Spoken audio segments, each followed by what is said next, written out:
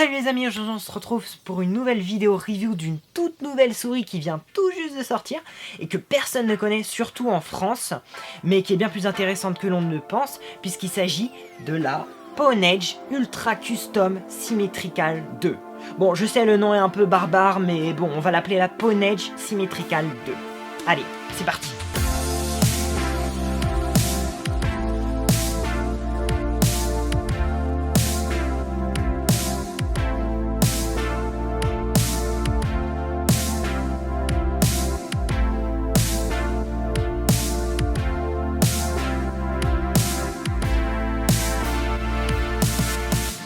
Alors vous allez peut-être vous demander qu'est-ce qu'elle a de vraiment spécial cette souris. Et bien en fait, je dirais qu'elle est presque parfaite et qu'elle fait concurrence directe à la Viper Mini de chez Razer. En effet, car elle a la même forme, mais ce qui la différencie de la Viper Mini de chez Razer, c'est qu'elle est sans fil. Premièrement, quand on ouvre la boîte de la souris, on retrouve en premier la souris, puis ensuite dans le compartiment du haut, on a le câble pour la recharger. Ensuite l'adaptateur pour le récepteur et les spacers que l'on peut mettre en dessous des touches pour ressentir des sensations de clic différents. Ensuite le manuel en dessous. Et ce que je ne vous ai pas dit, c'est qu'elle est customisable.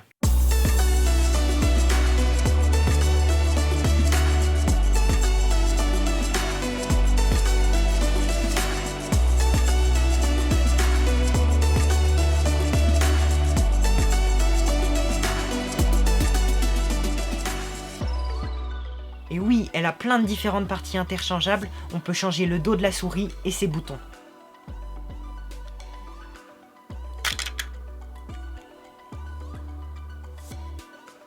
Le dos peut avoir soit un dos en nid d'abeille, soit un dos solide, et elle est disponible en deux versions.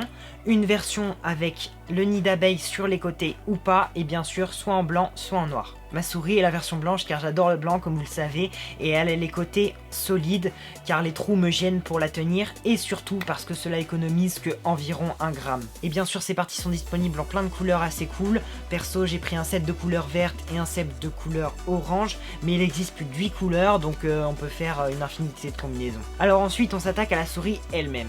Donc comme je le disais, la Pwnage Symmetrical 2 a les mêmes dimensions que la Viper Mini. Malheureusement j'ai pas la Viper Mini pour vous comparer les deux, mais d'après ce que j'ai vu, les dimensions sont quasiment identiques.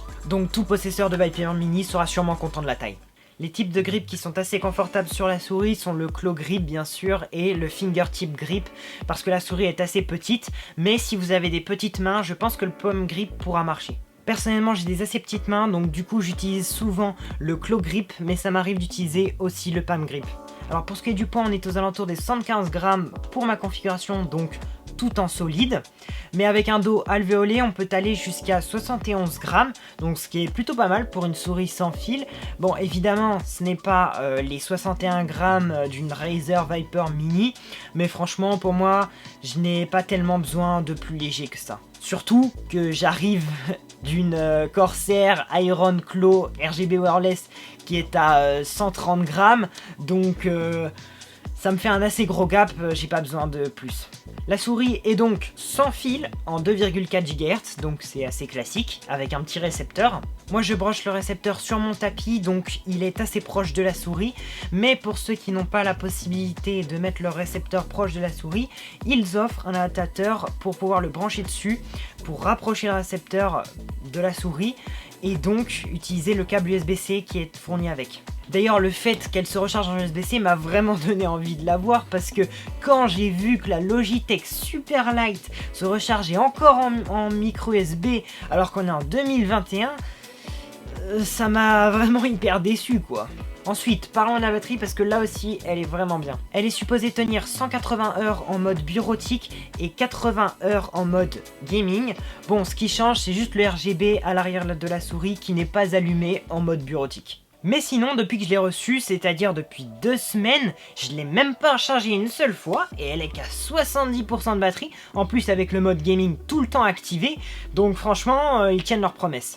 Bon, on va pas se quitter bien sûr sans avoir parlé du RGB et du logiciel. Donc la souris a un liseré RGB sur le contour à l'arrière et elle a également la molette qui est éclairée. Franchement j'aime bien ce RGB parce qu'il est vraiment bien intégré. Et la souris éteint son RGB à l'arrière quand on commence à la bouger pour économiser de la batterie. Après cette option est possible d'être désactivée dans le logiciel. Personnellement je la laisse parce que ça me gêne pas tellement. En parlant de logiciel, il permet de changer le DPI, de faire des macros, il permet également de changer les profils de DPI et on peut faire jusqu'à 4 profils personnalisables. Le nombre de hertz est également ajustable et le délai en millisecondes aussi. Alors bon, évidemment, parlons du prix. Pour moi, j'ai eu pas mal de problèmes. Premièrement, parce que je l'ai acheté sur le site officiel, ce que je déconseille fortement, parce que déjà la souris était à 109 $, donc ce qui est pas du tout abordable. Et ensuite, j'ai eu, premièrement, 109 $ la souris, ensuite 35 $ de livraison, et pour finir, 42 € de douane.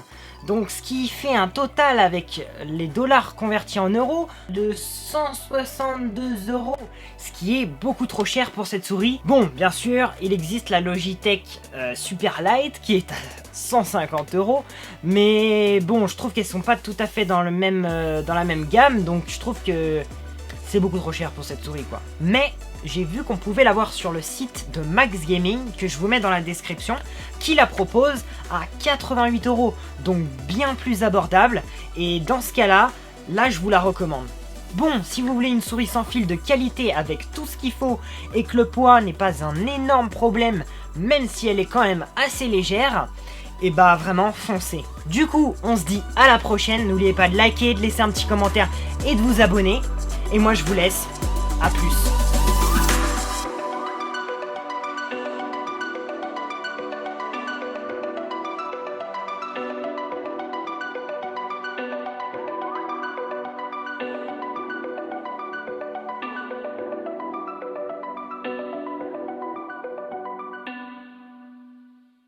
Salut les amis, aujourd'hui on se retrouve...